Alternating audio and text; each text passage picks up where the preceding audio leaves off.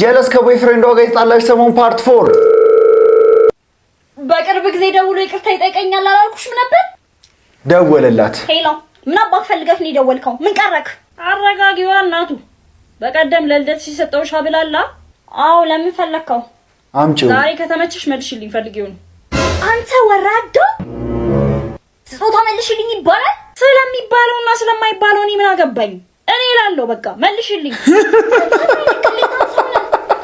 ኦ ሴትዮ እኔ እላለሁ ሰው መስለሽኝ እንጂ ተርፎኛል ለሚሰጠውሽ። ካንተ ጋር ነው 2 ዓመት ሙሉ አብሬ ነበርኩት። ወይኔ ያሰለፈች። ለማንኛውም እኔ ባስቸኳይ ነው የምፈልገው።